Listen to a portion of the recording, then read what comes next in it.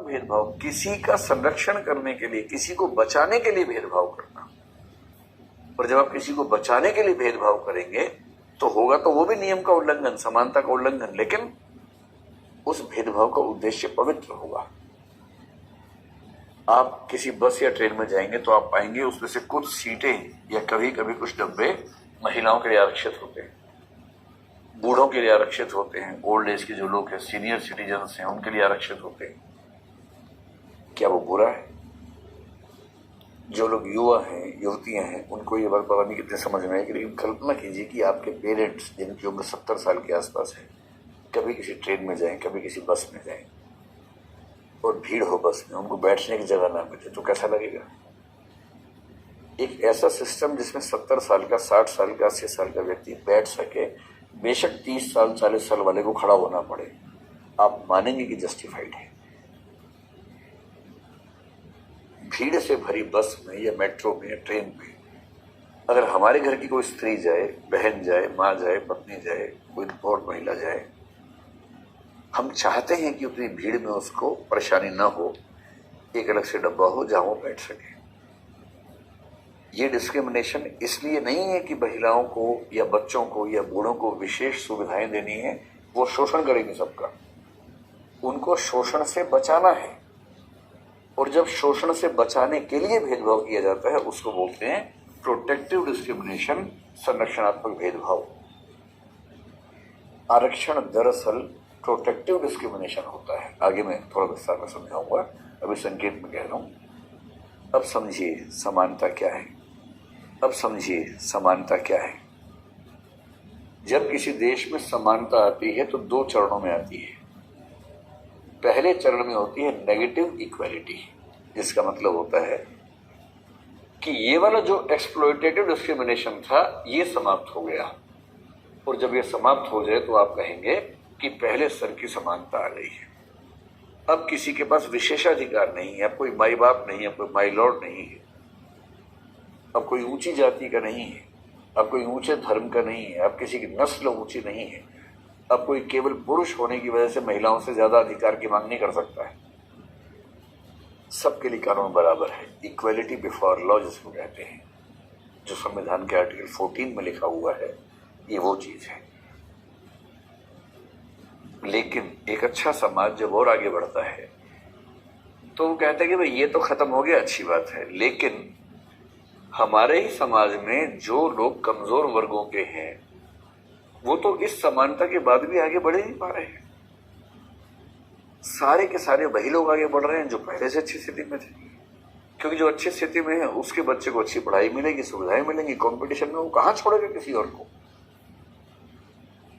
तो अब अगर समाज को समतल बनाना है, समाज में बराबरी लानी है, कायदे की बराबरी लानी है, तो ये जरूरी है कि अब हम कुछ मात्रा में प्रोटेक्टिव डिस्क्रिमिनेशन शुरू करें, और जो डिप्राइव्ड क्लासेस हैं उनको मुख्य धारा में, मेन स्ट्रीम में आने के लिए कुछ विशेष सुविधाएं दें।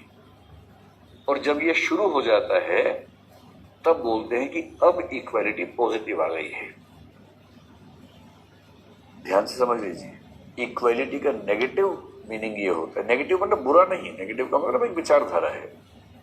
नेगेटिव का मतलब है कि विषमताएं नहीं है, ये कह के डिफाइन करेंगे तो हम कहेंगे इक्वालिटी नेगेटिव सेंस में है। तो इक्वालिटी का पहला लेवल है कि विशेषाधिकार खत्म हो गए। लेकिन विशेषाधिकार खत्म होने से भी क्या होता है कि जो विशेषाधिकार वाला वर्ग था पहले, आमतौर पर उसी की अगली पीढ़ियां कंपटीशन में आगे बढ़ती रहती हैं, क्योंकि पहले ही इतना गैप हो चुका है ना, उसकी भरपाई कैसे होगी। और पॉजिटिव कंसेप्ट ऑफ इक्वालिटी ये है कि जो वंचित समुदाय हैं उनको मुख्य धारा में लाने के लिए थोड़ा सा प्रोटेक्टिव डिस्क्रिमिनेशन उनके पक्ष में करना, जो हमारा संविधान करता है, जो दुनिया के अधिकांश देशों का संविधान करते हैं, वही सिस्टम। और इसलिए जब भी कोई आपसे कहे कि आरक्षण तो समानता के विरुद्ध है, आप समझ लीजिए कि आरक्षण समानता की नेगेटिव धारणा के विरुद्ध है। पॉजिटिव धारणा जो होती है आरक्षण की, वो तो तभी पूरी होती है जब हम प्रोटेक्टिव डिस्क्रिमिनेशन करना शुरू करते हैं। उन्हीं एग्जाम्पल्स की बात करूं तो एक समझदार माँ अपने कमजोर बच्चे को 2 गिलास दूध पिलाएगी, बाद में 1.5 कर देगी, धीरे धीरे 1 पर लाएगी और तब तक दूसरे बच्चे को उस अतिरिक्त दूध से वंचित रखेगी, क्योंकि वो जानती है कि अगर इस समय इस बच्चे को एक्स्ट्रा डाइट नहीं मिली तो ये मुख्य धारा में लौट नहीं पाएगा। ठीक वैसे यदि किसी माँ के 2 बच्चे बास्केटबॉल खेल रहे हैं और दूध की लंबाई अलग अलग है, तो वो माँ इस बात को सुनिश्चित करेगी कि दोनों बच्चों की लंबाई और जो गोल पोस्ट है उसकी ऊंचाई के बीच का गैप बराबर हो। इसी तरह से अगर भारत सरकार को माँ की तरह बर्ताव करना है तो वो सुनिश्चित करेगी कि जो बच्चा गांव से आता है, दलित परिवार से आता है, गरीब परिवार से आता है, उस बच्चे को आईएएस का एग्जाम देने में कुछ ऐसी सुविधाएं उम्र के स्तर पर या अटेम्प्ट के स्तर पर दी जाएं कि वो बच्चा भी अपने पिछड़ेपन से उत्पन्न नुकसानों को किसी न किसी मात्रा में कम कर सके और जहां तक संभव हो मुख्यधारा का हिस्सा बन सके। और जब किसी समाज में एक लंबे समय से हजारों वर्षों से सोशल डिस्क्रिमिनेशन चलता रहा हो, इसका मतलब है कि भारत में या दुनिया में अगर महिलाएं अर्थव्यवस्था में, राजनीति में, समाज में बहुत आगे बढ़कर काम नहीं कर पाई, अगर हमारे समाज की कुल संपत्ति में महिलाओं की भागीदारी 5-10% से भी कम है, अगर हमारी संसद में महिलाओं की कुल भागीदारी आज तक 10% के आसपास से ऊपर नहीं बढ़ पाई है, अगर सिविल सेवाओं में आज तक महिलाओं का अनुपात वही 10-12% के ऊपर नहीं जा पाया है, या तो ये महिलाओं की समस्या है कि महिलाएं इतनी योग्य नहीं थी, या इसका मतलब ये है कि महिलाओं को आगे बढ़ने के उतने मौके नहीं मिले। और कुछ मूर्ख ये कहते हैं कि हमने कब रोका है, आ जाए। ग्लास सीलिंग का कंसेप्ट ध्यान रखिए, शीशे की दीवार, शीशे की छत, कि मैं उड़ना चाहती हूं, मैं जंप लगाना चाहता हूं, दीवार दिख नहीं रही है पर दीवार है, बाधाएं दिखने नहीं है पर बाधाएं हैं। और ये बात केवल महिलाओं के नहीं है, दुनिया भर की महिलाओं के साथ ये हुआ है कि परिवार और इतने सारे तमाम स्ट्रक्चर्स ऐसे हैं कि उन सब की वजह से व्यावहारिक रूप से उनके लिए संभव नहीं रहता कि वो अपने करियर के बारे में, अपने निजी करियर के बारे में कुछ गंभीर सोच सके और साहसी कदम उठा सके।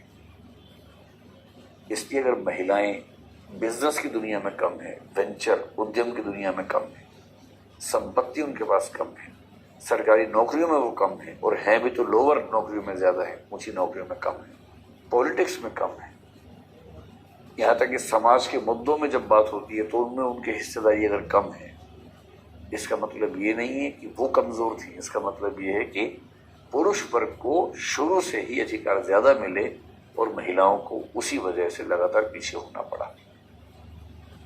और ये केवल पुरुष महिला का मामला थोड़ा है, ये तो ग्लोबल मामला है। अमेरिका में या बहुत सारे यूरोपियन देशों में जो रेस का मामला है, जो अश्वेत नस्ल है, क्या अश्वेत नस्ल के लोग इतने कमजोर हैं कि वो आगे नहीं आ सकते थे, या उनको आगे आने के मौके नहीं मिले? और इसी तरह से अगर बात करें किसी देश में धर्म के मामले में ऐसा हो सकता है, भारत में जाति के मामले में ऐसा हुआ, और कहीं कहीं आर्थिक मामलों में ऐसा होता है। और जब हम इस बात को समझने लगते हैं कि जो पिछड़े हुए लोग हैं उनमें से अधिकांश का पिछड़ापन इसलिए है क्योंकि समाज के कुछ वर्गों ने एक खास समय में संसाधनों पर ज्यादा कब्जा किया, उनको ज्यादा मौका मिला, और इन वर्गों को उतना मौका नहीं मिला, और इसलिए इनके पिछड़ेपन के ठीक वही कारण हैं जिन कारणों से कुछ वर्ग काफी आगे बढ़े हैं। तब एक जिम्मेदारी पैदा होती है कि जिनको डिप्राइवेशन झेलना पड़ा, जिनको वंचन झेलना पड़ा, उन्हें मुख्य धारा में लाने का प्रयास किया जाए। और वंचित वर्गों को मुख्य धारा में लाने का जो प्रयास है उसका नाम है सोशल जस्टिस। जो सोशल इनजस्टिस हुआ था, उस सोशल इनजस्टिस को, सामाजिक अन्याय को खारिज करने की प्रक्रिया, अंडू करने की जो प्रक्रिया है, उसको बोलते हैं सोशल जस्टिस। सोशल जस्टिस एक प्रोसेस भी है, सोशल जस्टिस एक आदर्श भी है। अभी हम जिस सेंस में बात कर रहे हैं वो प्रोसेस की सेंस में बात कर रहे हैं, न कि आइडियल या आदर्श की सेंस में बात कर रहे हैं।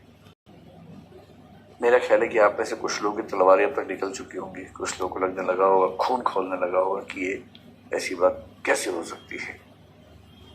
लेकिन मैं आपसे पहले ही कहा कि अगर इस मुद्दे को समझना है तो ये भूल के समझना है कि आपको फायदा हो रहा है कि नुकसान हो रहा है। वो सब बाद में देख लीजिएगा, समर्थन करना है, विरोध करना है, वो सब बाद में देखिएगा। अभी तो केवल समझने की बात है, एक विचार को समझ लीजिए। कुछ गड़बड़ लगे तथ्यों के स्तर पर तो कमेंट में लिखिएगा।